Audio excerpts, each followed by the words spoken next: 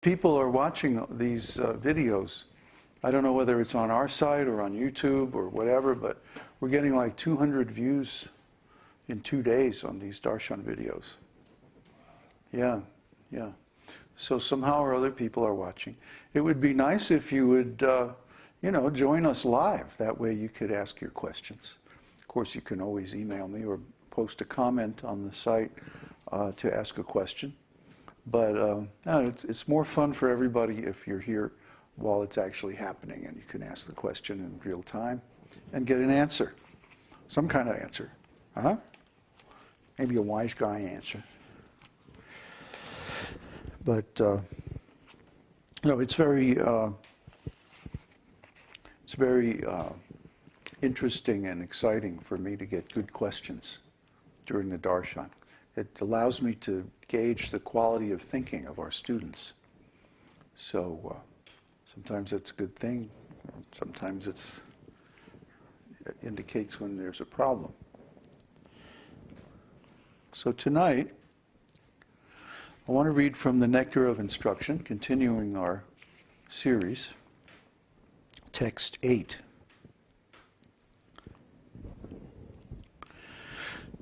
Tan-nāma-rūpa-caritādi-sukīrtanānu smṛtyoḥ krameṇa rasanā-manasī niyojya tiṣṭhan vraje tad-anurāgi janānugāmī kālaṁ akhilam upadeśa-sāram. It's beautiful, beautiful Sanskrit. Translation. The essence of all advice is that one should utilize one's full time, 24 hours a day, in nicely chanting and remembering the Lord's divine name, transcendental form, qualities, and eternal pastimes, thereby gradually engaging one's tongue and mind. In this way, one should reside in Vraja, Goloka Vṛndāvana, and serve Krishna under the guidance of devotees. One should follow in the footsteps of the Lord's beloved devotees who are deeply attached to his devotional service. So this indeed is the essence of all advice. What's that Sanskrit? Upadeśa-sāram. Upadesha means instructions. And sara means the essence or the core, the thing that makes something what it is the sara. So the essence of all instruction. What is the purpose of giving instruction? Why do we give instruction, or why do we take instruction? It's so that we can advance and benefit, so that we can approach the objective or the purpose of human life. Not merely to acquire knowledge or various social privileges that go along with being a knowledgeable person. Some people like to collect knowledge. It's almost like they have a little storehouse up in their heads, and everything that comes in, they want to label it. Oh, this has so much value, and this other fact has so much value, and this other thing, oh, this is not so valuable. But this one, oh, this is very valuable. Why?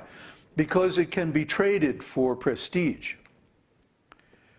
Some people like to throw around big words so that they can impress others how intelligent they are. Actually, they're not very intelligent. That's why they think they have to throw around big words to be regarded as intelligent. Because that's not intelligence. Intelligence means knowing how things really work. The actual function of intelligence is discrimination. Memory, which is what is required to throw around big words, is simply a function of the mind.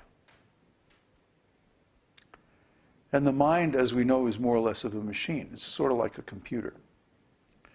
And yes, it's very nice if you have a good memory and you can memorize all kinds of facts and figures and stuff. But that's not really the purpose of human life. The real purpose of human life is to surmount all material problems and attain complete self-realization. Because that's the cure for all suffering, the solution for all problems. We don't want these material problems. We don't want to have to take birth and then change your body again and again. Even from a fetus to a baby to a youngster to a child to a youth to an adult to middle age to old age, and then die and take another body. We don't want to do any of that. It's not natural for the soul. The soul is eternal.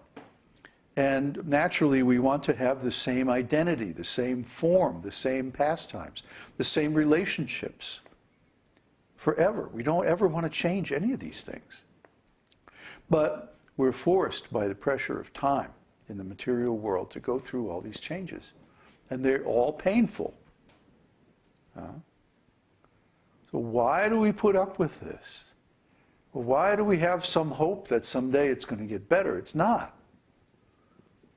The material world is always going to be like that. And so we can distract ourselves with, temporary engagements of sense gratification and fool ourselves into thinking that this world is very nice. Bread and circuses. In the old days in the Roman Empire, the government kept the people in line by giving them two things: bread and circuses. Cheap food and cheap entertainment. Now we have, TV dinners and TV itself. Cheap food, fast food, McDonald's, and all that, and then the vast wasteland, as it was called, of television. Well, it hasn't become, it has become even more vast, but no less of a wasteland since the time that was spoken. It's still impossible to find any intelligent fare on TV.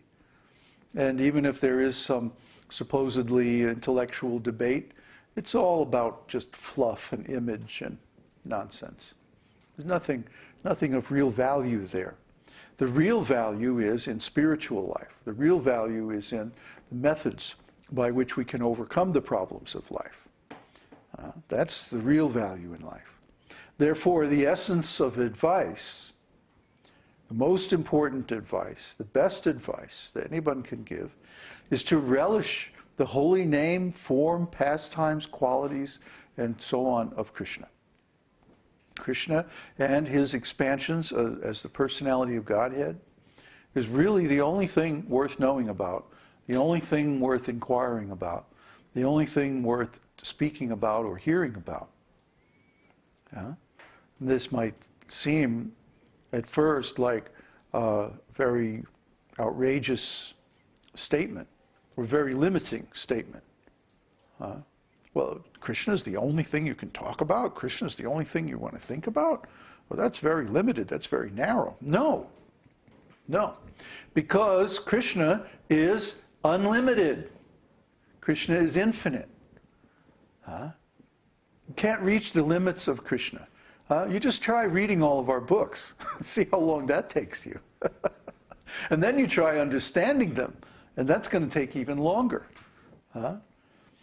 You could think about Krishna, inquire about Krishna, read about Krishna, study about Krishna, work for Krishna, preach about Krishna, think about Krishna, chant Krishna's name, eat Krishna prasadam, and do Krishna's work all day long, 24 hours a day for your whole life, and you would never run out of new things to do.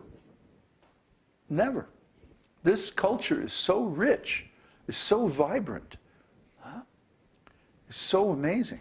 Just ask any of our students. We made one course, the introduction, the beginner's level course, right?